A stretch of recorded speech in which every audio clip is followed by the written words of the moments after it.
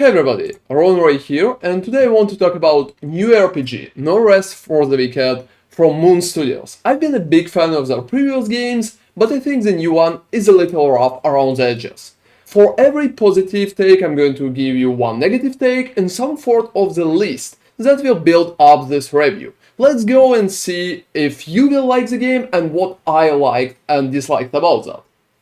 So here is a list of all pros and cons that I can see for that game right now. We need to consider that it's still in early access, and I hope a lot of cons will be pretty much fixed soon. The general conclusion is also at the end of the video, so feel free to click there if you're interested just in that. And if some kind of point or justification for it is interesting for you, click on the related timestamp and you will be able to hear what I think about that particular topic. Also, let me know in the comments if you're agreeing with the points or disagreeing with them, and what your experience being in the No Rest for the Wicked if you already played that. It will be pretty interesting to know what you all think.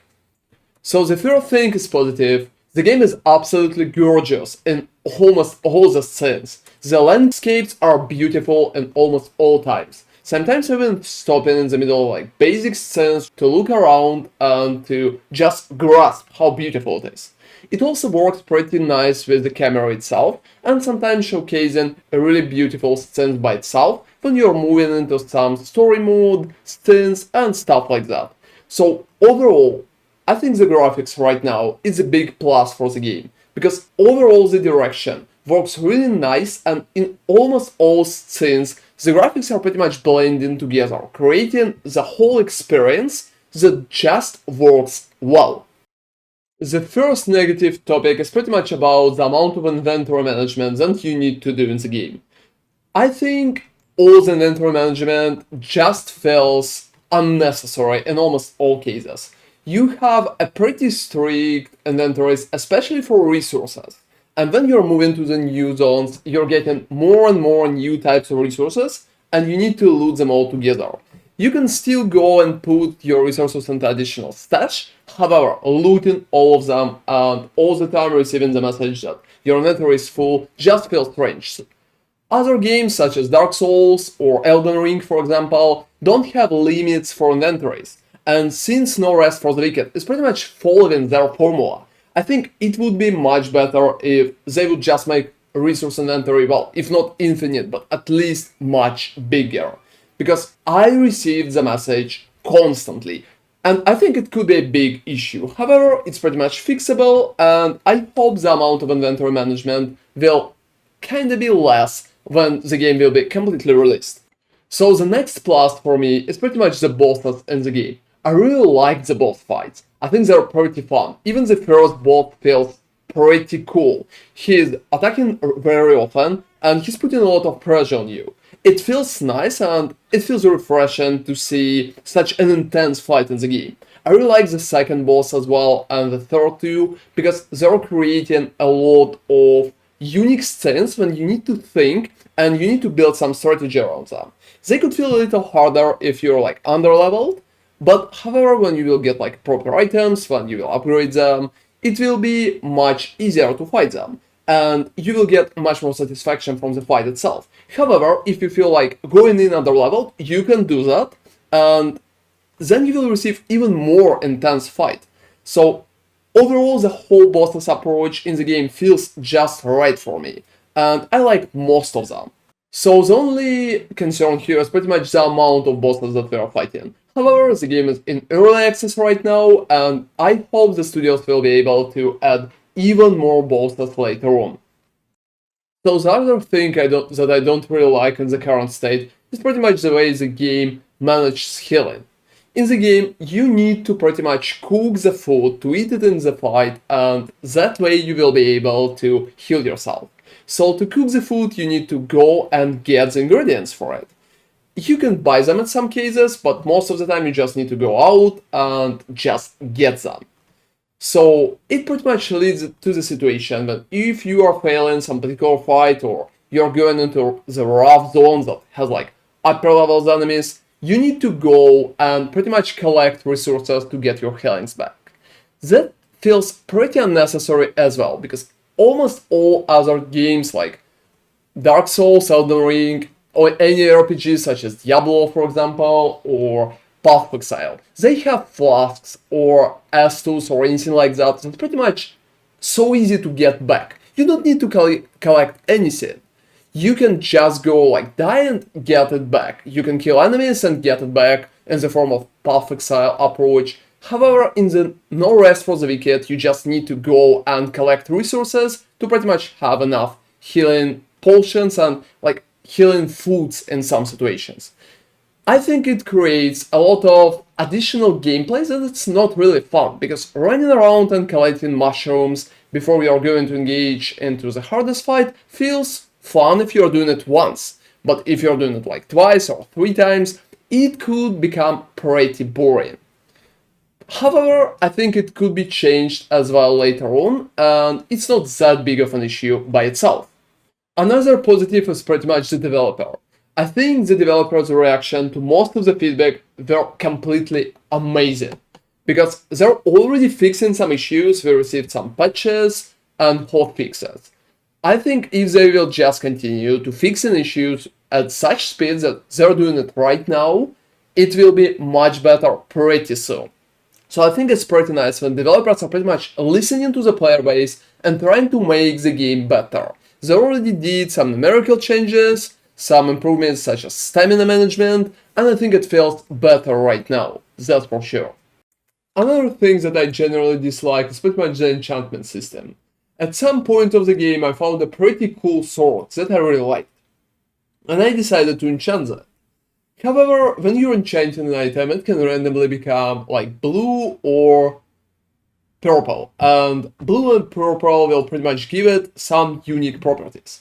If the item is purple, it can receive both like good properties and bad properties, so some kind of downsides. Unfortunately, you can't re-enchant items. So for example, my sword got a pretty beautiful thingy that gives us equip load decreased by 30%.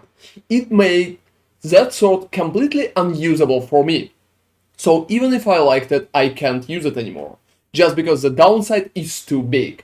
And general solution would be to just go and re-enchant the sword. However, in that game you just can't re-enchant items right now.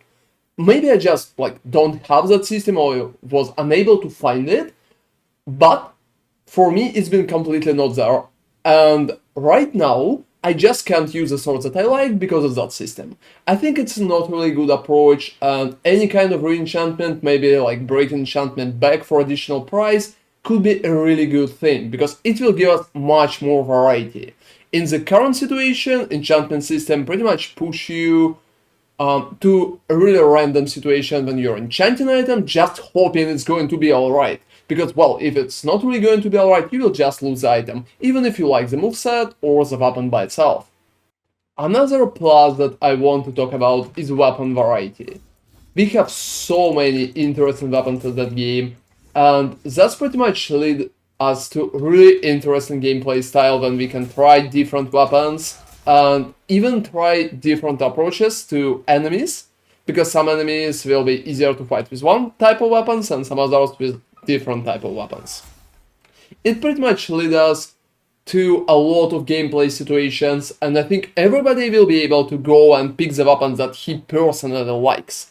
It felt for me that Magic felt like a little underpowered, but maybe it will showcase better results later in game. However, the variety of weapons is definitely a plus, and it feels really refreshing for ARPG, especially considering most of the weapons just have completely unique movesets, and you will be able to toss them around and choosing the ones that you like at the moment. Another thing that is pretty much very important for me is that I really want it to be fixed as fast as possible is the amount of information the game provides. For example, I can see the rune right here, Heal Aura. Slot this rune into a weapon to gain Heal Aura rune spell. How much this Heal Aura is going to heal? Well, I don't know. And I can check it anywhere. Or for example, right now on that item I have like focus regeneration bonus. Well, it's cool, it's regenerating my focus. But how much focus it's regenerating? Well, I don't know. And sometimes like some additional stats is not really explained anywhere. For example, I have a limit break rune right there and I don't know anything about it. I would say that adding some additional things and like some information that can help player to get like informed decision would be a really good approach, but it's really easy to fix, and I really hope that Moon Studios is pretty much going to get it at least when the game will be released. So another thing that I really feel like a big plus for the game is the whole feeling of the fresh new air. The game itself really uses isometric camera. It can bring some interesting situations when you're fighting, when you're jumping, when you're doing a lot of stuff. And I think the genre itself is not really that used to such approach. So a lot of different approaches and situations feels really fresh compared, for example, to Dark Souls games or games like Path of Exile or Diablo 2. So it's kind of a merge of two pretty different genres, and that way it just feels, well, new in many cases. When you're just playing it, when you're fighting, when you're creating some gameplay loop, I feel that feeling of new is one of the biggest pluses of the game itself right now. Another thing that I don't really like is just the controls on the keyboard. The game is definitely created with the controllers in mind. And well, developers are even recommending to play with the controller, and I can recommend it too. I've been playing the game with the keyboard, and well, it's hard. Especially when you're jumping around. Because I think the developers need to at least a little upgrade the whole precise movements when you're doing them on the keyboard. It's much harder right now, and it feels like not really optimized for your personal computer. And that feels really strange because, well, the game is just like out only on PC right now. So it's not out on PlayStation or Xbox. And, well, if I'm playing it on PC, I pretty much expect the game to be adapted for keyboard and mouse, because that's pretty much what I'm using on my PC like almost all the time. And I think it would be much better if they could fix it at least a little. However, if you're going to play it, please play with the controller. It's going to save you a lot of additional time while falling to your death. So another plus that I want to mention is pretty much unique feel of exploration. I really like exploring in games. I liked it in the Breath of the Wild, for example, or Elden Ring. And in the No Rest for the Wicked, you can just go forward and explore because, well, it's interesting to explore. You want to progress the area, you want to clear enemies in the area itself because they're not respawning immediately. And you're clearing the area, progressing a little further every time. You're going forward and you're checking how it's working, like how the area moves, where you can hide, where you can go up, maybe you can find some shortcuts and stuff like that. So that all gives a pretty unique feeling that you have something interesting right around the corner. And I think that feeling costs a lot because right now it's a big driver for my interest as a player, and I really like it. Another thing that I pretty much dislike right now is real-time locks around some mechanics in the game. So we can rebuild the Cypherman in the game, which I really think is a great idea. You need to collect resources and you can very much rebuild stuff. However, rebuilding takes real time and it takes a lot of real time. For example, that thingy right here will take 4 hours of real time to just build one building.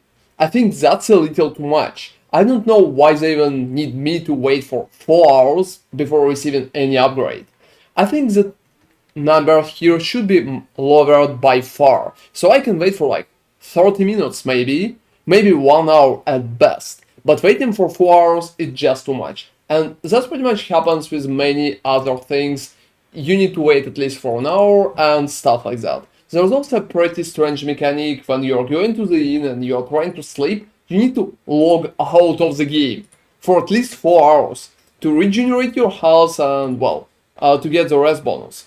It feels pretty strange as well. I think it's here just to push you to log out on the bed itself, which is strange, but well, it's not that bad. However, I just want to sleep and move the time in the game without spending 4 hours outside of it, because I want to play right now. And sometimes I just want to have like a sleep to regenerate health maybe. which is even not that bad, and I think it could be a pretty interesting option. However, since it's an early access, I hope it will be changed later on, because I don't like real-time logs, and I don't really think they should be in the game, at least by that extent. So another thing that I really want to praise is very detailed map. Sometimes it's not that obvious where you need to go, however, you have almost everything on your map. And it's much easier to find everything just by like opening the map and checking it. So you can see like all traders on it, you can see your whispers, you can see all the entrance, which is great. You can even see such stuff as fire pits when you can prepare your food. So you can just open them up and it will be much easier to understand where you can go and where you cannot. Finding the way in the game just feels alright after you clear the fog of war. I think it's a pretty nice combination when you first need to explore the zone, but after you explore it, it's much easier to navigate it. That navigation is definitely a plus and I really like it. So another thing that currently feels strange is teleports. You have whispers in the game and you have whisper in the city. So you have a fast travel option, however you can teleport only to the last whisper. You're opening the whispers during your playthrough, and I would expect the game to give you an opportunity to pretty much teleport to all of them, because that way you can go back to the zones that you already visited previously and pretty much stay in there or farm in there or do some additional bounties in there or engage in any other kind of gameplay. However, the game gives you an opportunity to just teleport to the last whisper. That leads to a very strange game style when you are kind of afraid to touch the wrong whisper, because maybe you will need to teleport to the last one, and that way you need to touch a pretty particular whisper the last time to teleport to exactly that place.